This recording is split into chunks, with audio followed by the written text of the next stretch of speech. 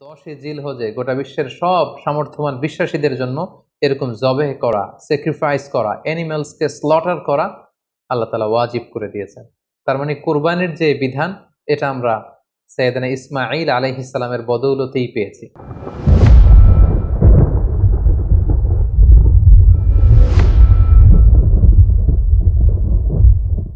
আসসালামু আলাইকুম ওয়া রাহমাতুল্লাহি ওয়া বারাকাতুহু।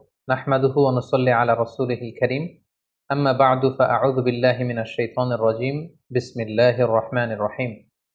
সাইয়্যিদুনা ইসমাঈল আলাইহিস সালাম পবিত্র কালামুল্লাহ মাজিদে বর্ণিত 25 জন নবী এবং রাসূলদের মধ্য থেকে তিনি হচ্ছেন অন্যতম একজন নবী। এবং সাইয়েদনা ইসমাঈল আলাইহিস সালাম ছিলেন ইব্রাহিম আলাইহিস সালামের জ্যেষ্ঠ পুত্র। এবং সাইয়েদনা ইব্রাহিম আলাইহিস সালাম আল্লাহ তাআলার কাছে দোয়া করেছিলেন, রব্বি হাবলি মিনাস সলিহিন, অর্থাৎ হে আল্লাহ, আপনি আমাকে নেককার সন্তান দান করেন। আর এই দোয়ার ফসল বা দোয়ার বদৌলতে আল্লাহ তাআলা সাইয়েদনা ইসমাঈল আলাইহিস সালামকে দান করেছিলেন। আল্লাহ তাআলা বলেছেন, ফাবাশশারনাহু বিগুলামিন হালিম, আমি একজন ধৈর্যশীল সন্তান ইসমাঈলের সুসংবাদ আমি ইব্রাহিমকে দিলাম। সাইয়েদনা ইসমাঈল আলাইহিস সালাম হচ্ছেন যাবিহুল্লাহ, অর্থাৎ যাকে আল্লাহ তাআলা জবাই করতে বলেছিলেন, আল্লাহর জবাই। এজন্য আল্লাহর রাসূল সাল্লাল্লাহু আলাইহি সাল্লাম তিনি বলতেন যে আনা ইবনু যাবিহাতাইন, আমি হচ্ছি দুই যাবিহের সন্তান।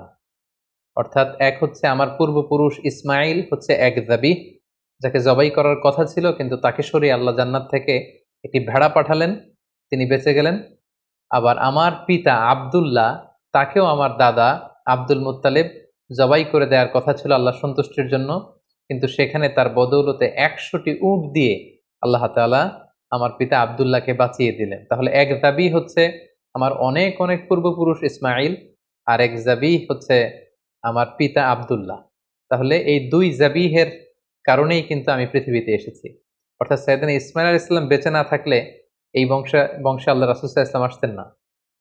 আর রাসূল সাল্লাল্লাহু আলাইহি ওয়াসাল্লামের পিতা আব্দুল্লাহ যদি জবাই হয়ে যেত, তাহলে রাসূল সাল্লাল্লাহু আলাইহি ওয়াসাল্লাম তো পৃথিবীতে আসতে পারতেন না।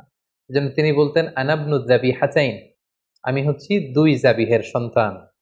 একজন হচ্ছে ইসমাঈল আলাইহিস সালাম, আর একজন হচ্ছে আল্লাহ রাসূল সাল্লাল্লাহু আলাইহি ওয়াসাল্লামের পিতা আব্দুল্লাহ। ইসমাঈল আলাইহিস সালামকে বলা হয় আবুল আরব, তিনি আরব জাতির পিতা। পুরো আরব গোষ্ঠীটাকে তিনটি ভাগে ভাগ করা যায়। একটা হচ্ছে আল আরাব আল বাঈদা, আর একটা আল আরাব আল আরেবা, আর একটা মুস্তাআরেবা।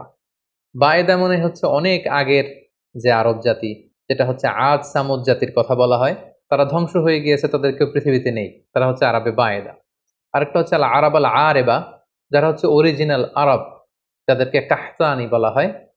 আর 3 নম্বর আরব হচ্ছে আল আরাব আল মুস্তাআরাবা বা মুস্তাআরেবা, মানে যারা বেসিকলি মূলত আরব নয়, ভিনদেশী লোক, কিন্তু আরবি সংস্কৃতিতে এসে আরবি ভাষা শিখে তারা এখন আরব হয়ে গিয়েছে। আরব জাতিগোষ্ঠীর এই বিশেষ শাখাটির ফাউন্ডার হচ্ছে, আর আরাব আল মুস্তাআরাবার ফাউন্ডার হচ্ছে সাইয়েদনা ইসমাঈল আলাইহিস সালাম। এজন্য ওনাকে বলা হয় আবুল আরব, আরব জাতির পিতা। এবং রাসূলুল্লাহ সাল্লাল্লাহু আলাইহি সাল্লাম তিনি কিন্তু ইসমাঈল আলাইহিস সালামের বংশে আগমন করেছেন, তাই তিনি হচ্ছেন বানি ইসমাঈল। আর ইয়াকুব আলাইহিস সালামের পরবর্তী বাকি সব নবী হচ্ছে বানি ইসরাঈল। সাইয়েদনা ইসমাঈল আলাইহিস সালাম এমন একজন নবী যার বদৌলতে আমরা জমজমের কুয়ার পানি পেয়েছি। যে কুয়ার ব্যাপারে রাসূল সাল্লাল্লাহু আলাইহি ওয়াসাল্লাম বলেছেন, ইন্নাহা তুআমু তুমিন ওয়া শিফাউ সুকমিন।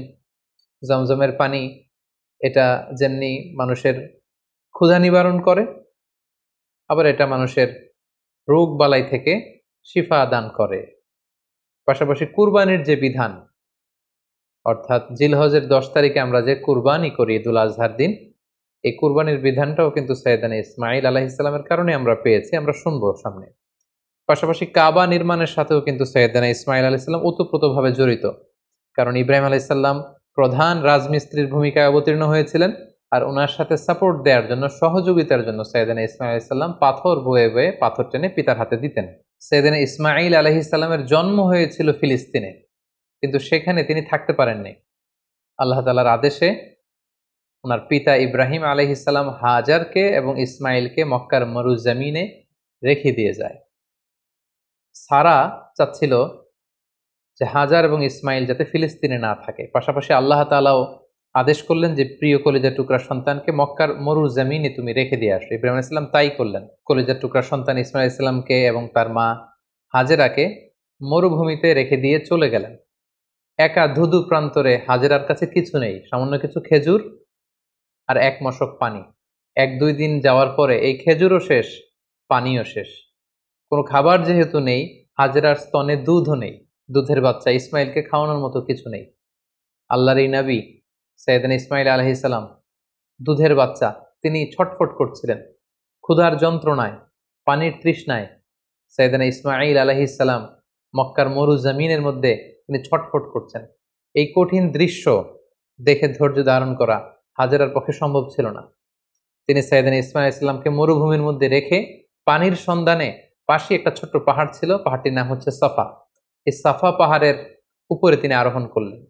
দূর মরুভূমির এদিক সেদিক তিনি খুঁজতে আরম্ভ করলেন, কোনো কাফেলা দেখা যায় কিনা, কাউকে দেখা যায় কিনা, পানির কোনো সন্ধান করা যায় কিনা। না, তিনি কাউকে দেখতে পাচ্ছেন না। আবার তিনি সাফা পাহাড় থেকে নেমে পাশে আরেকটা পাহাড় ছিল, সেটার নাম হচ্ছে মারোয়া, দৌড়ে যে মারোয়াতে উঠলেন।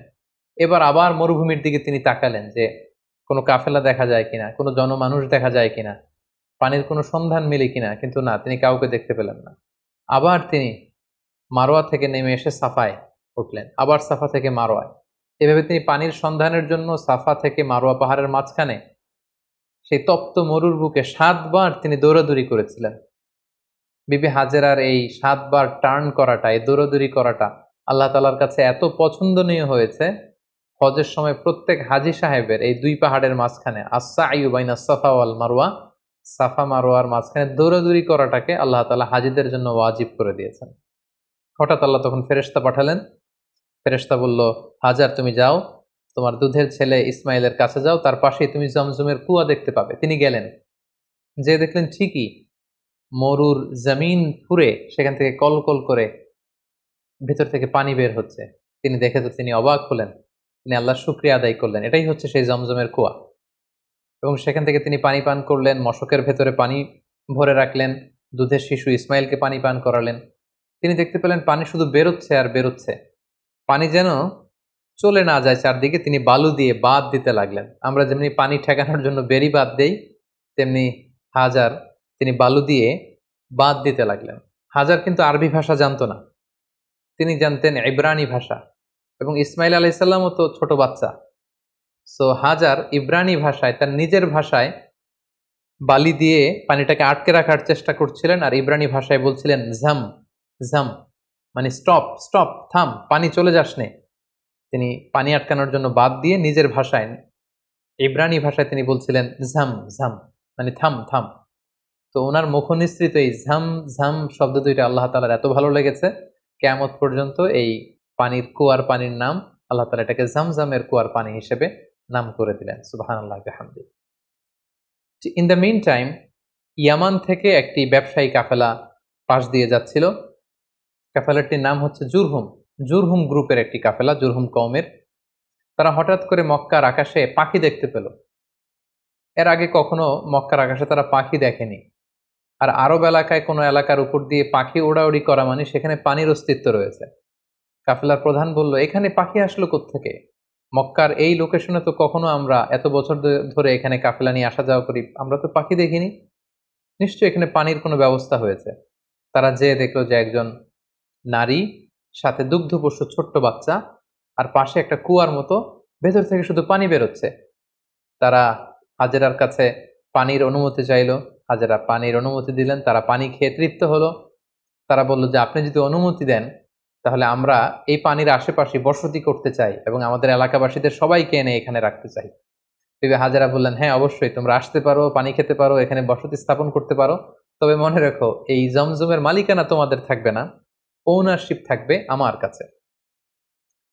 সুবহানাল্লাহি বিহামদি। সাইয়েদনা ইব্রাহিম আলাইহিস সালামের দোয়ার ফসলে এখানে জনমানুষের আগমন ঘটতে আরম্ভ করলো। জমজমের পানির কথা চারদিকে ছড়িয়ে পড়তে লাগলো এবং ছোট্ট দুধের বাচ্চা ইসমাঈল আলাইহিস সালাম বড় হতে লাগলেন। এবং সাইয়েদুনা ইসমাঈল আলাইহিস সালাম এই জুরহুম গোত্রের লোকদের কাছেই তিনি আরবি ভাষা শিখলেন। তাদের ছেলে মেয়েদের সাথে তিনি বড় হতে লাগলেন। অরিজিনালি তারা ছিলেন ইব্রানি ভাষার লোক, কিন্তু এখানে তিনি আরবি ভাষা শিখে ফেললেন। সাইয়েদনা ইসমাঈল আলাইহিস সালাম এই জুরহুম কওমের লোকদের কাছেই বড় হতে লাগলেন। সেখানকার ছেলে মেয়েদের সাথে তিনি কথা বলতে বলতে আরবি ভাষা শিখে ফেললেন। উনি ছিলেন ইব্রানি ভাষার মানুষ, কিন্তু তাদের কাছ থেকে তিনি আরবি ভাষা একেবারে পরিপক্ক হলেন। তার বয়স যখন 13 বছর, ঠিক তখন আল্লাহ তাআলা তার পিতা সাইয়েদনা ইব্রাহিম আলাইহিস সালামকে স্বপ্নে দেখালেন যে, ইব্রাহিম, তুমি তোমার সবচাইতে পছন্দনীয় বস্তুটি আল্লাহর রাস্তায় কুরবানি করো। একাধিকবার তিনি স্বপ্নটি দেখলেন এবং ইব্রাহিম আলাইহিস সালাম বুঝতে পারলেন যে আমার সবচাইতে পছন্দনীয় হচ্ছে আমার ছেলে ইসমাইল, যাকে আমি আল্লাহর আদেশে সেই মক্কার মরুভূমিতে রেখে এসেছি। আজ 13টি বছর আমি ফিলিস্তিনে আমার ছেলেকে অনেক মিস করছি। না জানি আমার ইসমাইল দেখতে কতটুকু হয়েছে, না জানি আমার ইসমাইল কত বড় হয়েছে, দেখতে কত সুন্দর হয়েছে। ইব্রাহিম আলাইহিস সালামের হৃদয়ে ছেলে ইসমাইলের মায়া ভালোবাসা যখন প্রবলভাবে জন্মালো, ঠিক ওই মুহূর্তে তিনি স্বপ্নে দেখলেন যে আল্লাহ তাআলা ইসমাইল আলাইহিস সালামকে কুরবানি করে দেওয়ার জন্য, জবাই করে দেওয়ার জন্য আদেশ করছেন। তিনি আল্লাহ তাআলার আদেশে ফিলিস্তিন থেকে মক্কায় চলে আসলেন।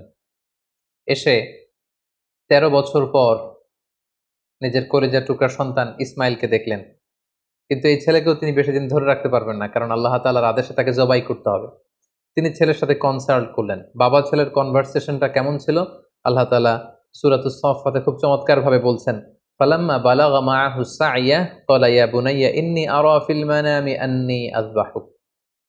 ইসমাইল যখন একটু হাঁটতে পারে, দৌড়াতে পারে, ছোটাছুটি করতে পারে, এই বয়সে যখন পৌঁছলো, ইব্রাহিম আলাইহিস সালাম এসে বললেন, হে আমার কলিজার টুকরা সন্তান, আমি স্বপ্নে দেখেছি যে আমি তোমাকে জবাই করছি। ফানজুর মাযা তারা, what do you think about it, what's your opinion about the matter, তোমার মতামত কি, আমি তোমার মতামত জানতে চাই। ছোট্ট ছেলে ইসমাইল আলাইহিস সালাম বললেন, ক্বালা ইয়া আবাতি ফাআল মা তু'মার, হে আমার বাবা, আপনি যেমনটি আদিষ্ট হয়েছেন ঠিক তেমনটি করুন। সাতাজিদুনি ইনশাআল্লাহু মিনাস সাবিরিন, ইনশাআল্লাহ অচিরেই আপনি আমাকে ধৈর্যশীল পাবেন। আপনি মনে করবেন না যে আমি ঘাবড়ে গিয়েছি, আমি ভয় পেয়েছি, আমি দৌড়ে ছুটে পালাবো না। আপনি যেমনটি দেখেছেন তেমনটি করুন, কারণ আপনি আল্লাহর নবী এবং আল্লাহ তাআলা আপনাকে আদেশ করেছেন, এটা আপনার উপর আল্লাহর ওয়াহী। সো আপনি আমাকে ধৈর্যশীল পাবেন। বাবা ছেলে তখন মক্কা থেকে, মক্কার পাশেই মিনা অবস্থিত, মিনা প্রান্তরে রওনা হলেন আল্লাহ তাআলার আদেশে ছেলেকে কুরবানি করবার জন্য। কি মর্মান্তিক, কি হৃদয় বিদারক সে দৃশ্য। এবং সাইয়েদনা ইসমাইল আলাইহিস সালাম বললেন, বাবা, আমার চেহারার দিকে তাকিয়ে আপনি ছুরি চালাতে আপনার বড্ড মায়া লেগে যাবে, কষ্ট লেগে যাবে। আপনি আমাকে উল্টো করে শুইয়ে দিন, অর্থাৎ আমার চেহারাটা থাকবে মাটির দিকে, আপনি পেছন দিক থেকে আমাকে জবাই করুন। আল্লাহ তাআলা বলছেন, ফালাম্মা আসলামা ওয়া তাল্লাহু লিল জাবিন, দুইজনেই যখন সারেন্ডার করলো, মানে তাদের হৃদয়ে তখন আল্লাহর ভালোবাসা, আল্লাহর আনুগত্যের এই ব্যাপারটা ছাড়া আর কোনো কিছুই নেই। সাইয়েদনা ইব্রাহিম ছেলেকে হৃদয় থেকে সরিয়ে সেখানে আল্লাহর আদেশকে, আল্লাহর ভালোবাসাকে স্থান দিয়েছে। ছোট্ট ছেলে ইসমাইলও আল্লাহর ভয়ে রাজি হয়ে গিয়েছে। সাইয়েদনা ইব্রাহিম আলাইহিস সালাম তখন ইসমাইল আলাইহিস সালামের গলার মধ্যে ছুরি চালাবেন। আসলে এতটুকু পর্যন্ত অগ্রসর হওয়াটাই আল্লাহ তাআলা চেয়েছিলেন।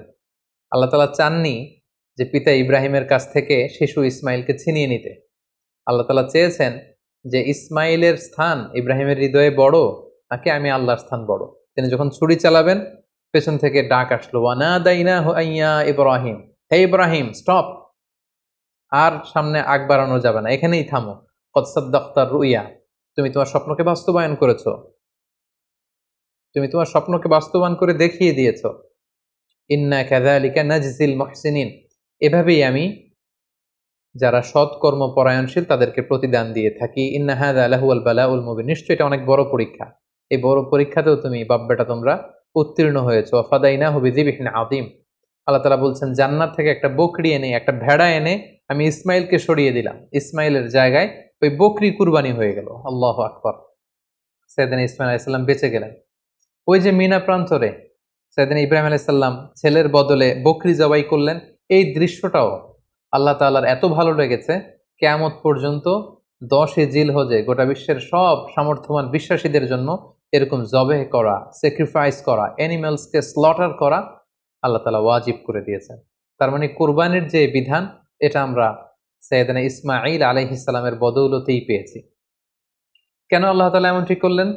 আল্লাহ তাআলা চাইলেন যে আমি দেখতে চাই ইব্রাহিমের হৃদয়ে কে বড়, কলিজার টুকরার সন্তান ইসমাইল বড় নাকি আমি আল্লাহ তাআলা বড়।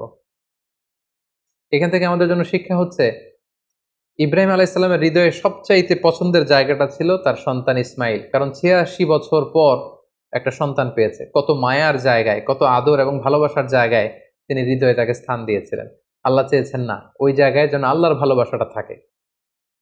এজন্য ইব্রাহিম আলাইহিসসালামের উপর সবচেয়ে বড় পরীক্ষা তিনি চাপিয়ে দিয়েছিলেন।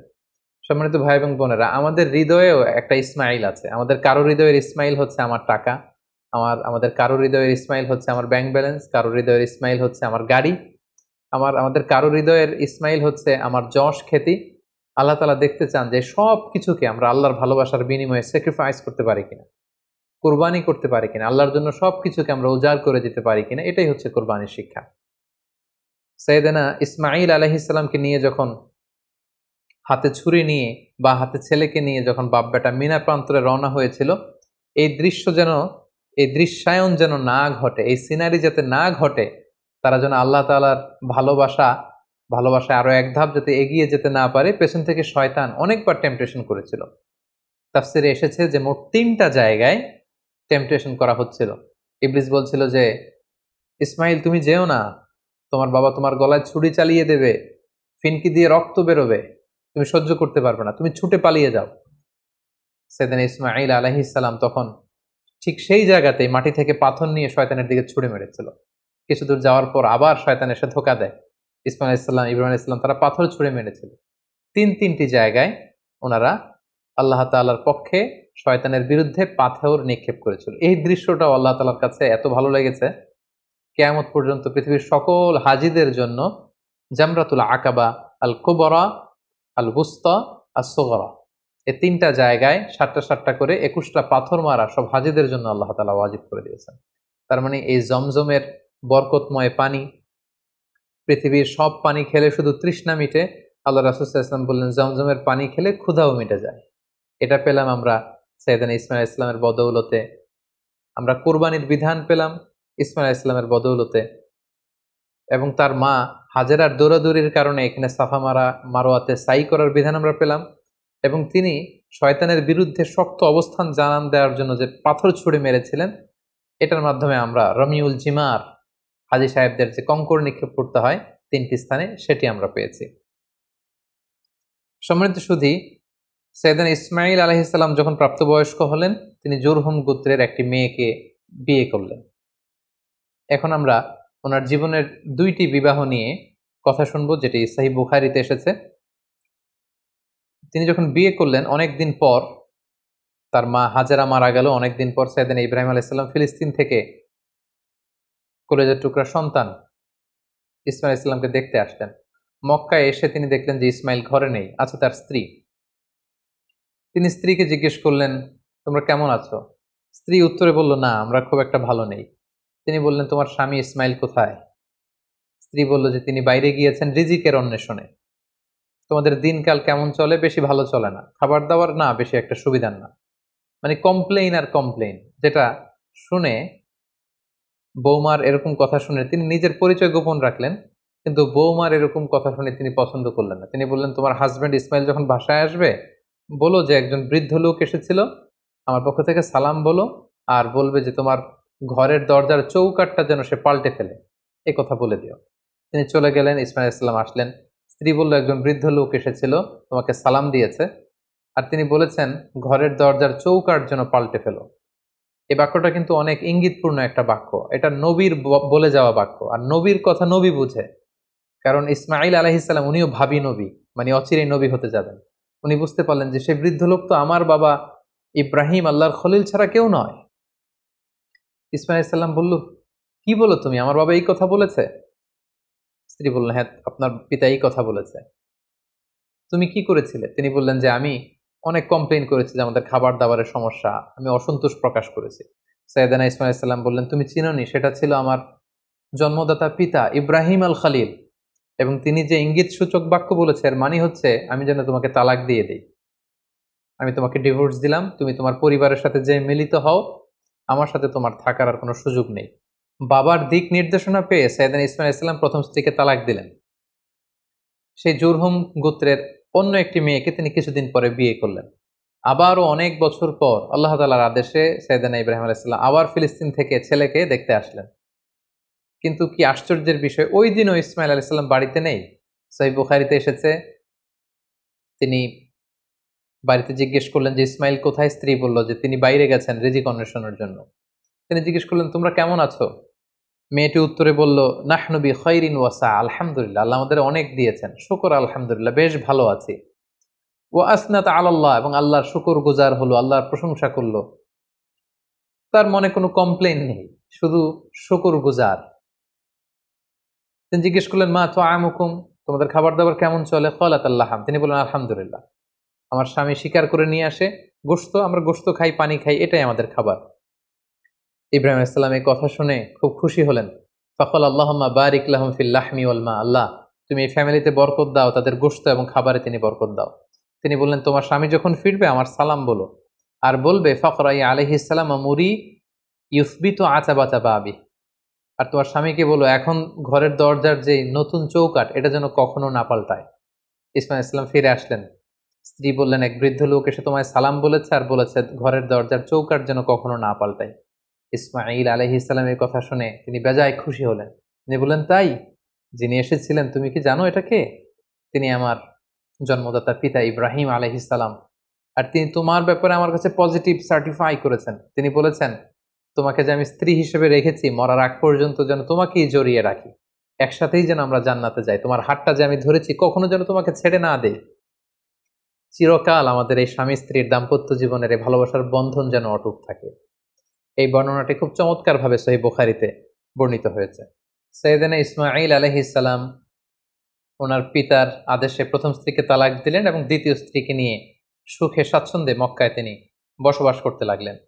এবং একটা সময়ে সাইয়েদনা ইব্রাহিম আলাইহিস সালাম যখন আবার মক্কায় আসলেন, কাবা নির্মাণের কাজে তিনি তার পিতাকে সহযোগিতা করেছেন এবং সবসময় তিনি কাবা পরিষ্কার করতেন, ঝাড়ু দিতেন, কারণ আল্লাহ তাআলা বলেছেন ওয়া আহিদনা ইলা ইব্রাহিম ওয়া ইসমাঈল, ইব্রাহিম এবং ইসমাইলকে আমি স্পেশাল অর্ডার করেছি যে আনতাহিরা বাইতিয়া, আমার ঘর এই কাবাকে তোমরা ক্লিন আপ করো, পরিচ্ছন্ন করো। কাদের জন্য? লিত্তাইফিন, তাওয়াফকারীদের জন্য, ওয়াল আকিফিন, যারা এই কাবা ঘরে ইতিকাফ করবে তাদের জন্য, ওয়ার রুক্কাইস সুজুদ, এবং সালাত আদায়কারীদের জন্য, রুকু সেজদাকারীদের জন্য কাবা ঘরকে পরিচ্ছন্ন করো। সাইয়েদনা ইসমাঈল আলাইহিস সালাম এই কাবা ঘরকে তিনি পরিচ্ছন্ন করতেন। সাইয়েদনা ইসমাঈল আলাইহিস সালামের ব্যাপারে আরো একটি তথ্য জানা যায় যেটি সহিহ বুখারীতে এসেছে, সেটা হচ্ছে তিনি অত্যন্ত ভালো তীরন্দাজ ছিলেন, ভালো তীর মারতে জানতেন। আল্লাহ রাসূল সাল্লাল্লাহু আলাইহি ওয়াসাল্লাম একবার বনু আসলাম গোত্রের পাশ দিয়ে যাচ্ছিলেন একটা বাজারে, তিনি দেখতে পেলেন যে বনু আসলাম গোত্রের লোকেরা তীর দিয়ে প্রশিক্ষণ নিচ্ছে, খেলাধুলা করছে। তখন আল্লাহর হাবিব সাল্লাল্লাহু আলাইহি ওয়াসাল্লাম বললেন ফাকালা ইরমু বানি ইসমাঈল, হে বনু ইসমাঈল, মানে ইসমাইলের বংশধর, তোমরা ভালো করে তীর মারো, ভালো করে তীর খেলার প্রশিক্ষণ করো। ফা ইন্না আবাকুম কানা রামিয়ান, কারণ তোমাদের আদি পিতা, তোমাদের পূর্বপুরুষ ইসমাঈল আলাইহিস সালাম ছিলেন জবরদস্ত তীরন্দাজ। তিনি চমৎকার তীর দিয়ে তিনি পশু শিকার করতেন, তিনি তীর মারলে সে তীর মিস হতো না। তাহলে ইসমাঈল আলাইহিস সালাম কানা রামিয়ান, তিনি তীরন্দাজ ছিলেন। ইসমাঈল আলাইহিস সালামের দাওয়াতি এরিয়া ছিল মক্কা।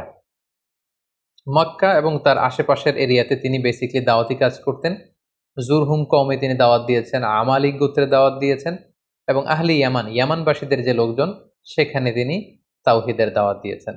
কালামুল্লাহ মাজিদের সূরা মারিয়ামে আল্লাহ তাআলা সাইয়েদনা ইব্রাহিম আলাইহিস সালামের ব্যাপারে একটি বিশেষ বৈশিষ্ট্যের কথা উল্লেখ করেছেন, সেটা হচ্ছে সাদিকাল ওয়াদ। তিনি তার প্রতিশ্রুতি রক্ষা করতেন, ওয়াদা কখনো ভাঙতেন না। আল্লাহ তাআলা বলছেন ওয়াদকুর ফিল কিতাবি ইসমাঈল, হে নবী আপনি কোরআনে ইসমাঈল আলাইহিস সালামের কথাকে উল্লেখ করুন। ইন্নাহু কানা সাদিকাল ওয়াদি ওয়া কানা রাসূলান নাবিয়্যা, তিনি ছিলেন প্রমিস অ্যাটেন্টিভ, কাউকে প্রমিস দিলে এটা কখনো ভাঙতেন না, এবং তিনি ছিলেন রাসূল এবং নবী।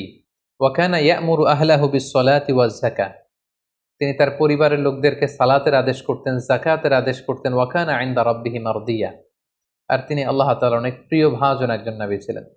তার মানে বোঝা গেল ইব্রাহিম আলাইহিস সালামের রেখে যাওয়া যে দাওয়াতি কাজ, তাওহীদের দাওয়াতি কাজ, এটা তিনি করতেন। তিনি লোকজনদেরকে সালাতের আদেশ করতেন, যাকাত দেওয়ার আদেশ করতেন, এবং ঈমানের যে মৌলিক দাবিগুলো সবগুলোর ব্যাপারে তিনি দাওয়াত দিতেন। পাশাপাশি তিনি ছিলেন ওয়াদা রক্ষাকারী। অনেক তাফসিরে এসেছে যে তিনি এত বেশি সাদিকুল ওয়াদ অর্থাৎ প্রমিস অ্যাটেন্টিভ ছিলেন, তিনি কাউকে ওয়াদা দিলে সে ব্যাপারে খুব বেশি সচেতন থাকতেন। আমরা জানি সব নবীরাই ওনারা কখনো প্রমিস ভাঙতেন না, they never break the promise. কোনো নবী ওনারা কথা দিয়ে কথা ভাঙতেন না, কথা রাখতেন। কিন্তু বিশেষ করে আল্লাহ তাআলা ইসমাঈল আলাইহিস সালামের কথাকে কোরআনে উল্লেখ করতে বলেছেন। মুফাসসিরিন একরামরা উল্লেখ করেছেন যে একবার তিনি কোনো একটা ব্যক্তিকে কমিটমেন্ট দিয়েছেন বা অ্যাপয়েন্টমেন্ট দিয়েছেন যে আগামীকাল আসরের সময় এই গাছের নিচে আপনার সাথে দেখা হবে। সাইয়েদনা ইসমাঈল আলাইহিস সালাম তার পরের দিন কথা অনুযায়ী ওই ব্যক্তির সাথে দেখা করবার জন্য সেই গাছের নিচে যেয়ে হাজির হলেন। কিন্তু সেই ব্যক্তিটিকে আর খুঁজে পাওয়া গেল না, তিনি আসলেন না। ইসমাঈল আলাইহিস সালাম মনে মনে ভাবলেন যে ওই লোকটি হয়তো ভুলে গিয়েছে, আজ আসেনি, কাল হয়তো আসবে। ইসমাঈল আলাইহিস সালাম তার পরের দিন যে সেখানে হাজির, কিন্তু সে লোকটি আসেনি। ইসমাঈল আলাইহিস সালাম তার পরের দিনও যে সেখানে হাজির, ওই লোকটি আসেনি। মুফাসসিরিন একরাম বলেছেন যে ইসমাঈল আলাইহিস সালাম ওই লোকটির অপেক্ষায় সে গাছের নিচে টানা 1 মাস অপেক্ষা করেছেন। প্রতিদিন তিনি বিকেলবেলা সেখানে যে লোকটির অপেক্ষায় থাকতেন, কারণ তিনি কথা দিয়েছিলেন। আমরা অনেক সময় কথা দিয়ে কথা রাখতে পারি না, কিন্তু সাইয়েদনা ইসমাঈল আলাইহিস সালাম কথা দেওয়ার কারণে টানা 30 দিন 1 মাস ওই লোকটির জন্য অপেক্ষা করেছিলেন। এজন্য আল্লাহ তাআলা ইসমাঈল আলাইহিস সালামের প্রশংসা করে তিনি বলেছেন, ইন্নাহু কানা সাদিকাল ওয়াদি ওয়া কানা রাসূলান নাবিয়্যা। তিনি ছিলেন ওয়াদাকে রক্ষাকারী একজন নবী। সাইয়েদনা ইসমাঈল আলাইহিস সালাম মক্কার এই অঞ্চলে তাওহীদের বাণীকে প্রচার করে মক্কাতেই ইন্তেকাল করেন এবং সেখানেই তার মায়ের কবরের পাশে, বিবি হাজেরার কবরের পাশে, কাবাগরের খুব কাছাকাছি কোনো একটা জায়গায় মক্কাতেই সাইয়েদনা ইসমাঈল আলাইহিস সালামকে কবরস্থ করা হয়। সম্মানিত সুধী, সাইয়েদনা ইসমাঈল আলাইহিস সালামের পুরো জীবনী শুনবার পরে এবার আমরা ওনার জীবনী থেকে কিছু লাইফ লেসন নেওয়ার চেষ্টা করব। সর্বপ্রথম যে লাইফ লেসনটি আমরা পাই সেটা হচ্ছে ইসমাঈল আলাইহিস সালাম ছিলেন আদর্শ সন্তানের নমুনা। আমরা সবাই নেককার সন্তান চাই। আমরা চাই আমাদের ছেলে মেয়েগুলো আল্লাহওয়ালা হোক, আল্লাহর যে কোনো আদেশ তারা খুব সহজে গ্রহণ করুক, মাথা পেতে নেক, এরকম সন্তান আমরা চাই।